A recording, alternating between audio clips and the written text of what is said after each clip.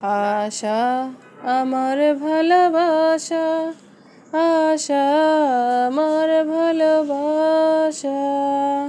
Hello, আসসালামু আলাইকুম। সবাই কেমন আছেন? আমার ভালোবাসার বন্ধু বান্ধবী ছোটো ছোটো সোনামণিরা, আপনার দয়া আলহামদুলিল্লাহ ভালো আছি। প্রতিদিনের মতো আজকে অফিসে যাচ্ছি, শেষ অফিস, আজকে বছরের শেষ দিন। আজকে একটু ভালো শীত লাগতেছে উত্তরবঙ্গের মতো।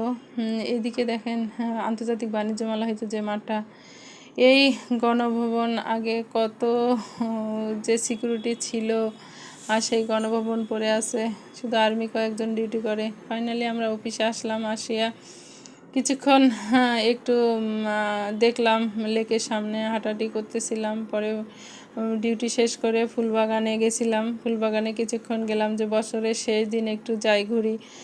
ভিতরে সবখানে একটু ঘোরাঘুরি করলাম, করে মালি ভাই পানি দিচ্ছিল গাছে। পরে ওখানকার কাজ শেষ করে ফাইনালি ডিউটি শেষ করে বেরোয় আসলাম। বেরোয় ফার্মগেট গেছিলাম, ওখান থেকে বাচ্চাদের কিছু কেনাকাটা করছি।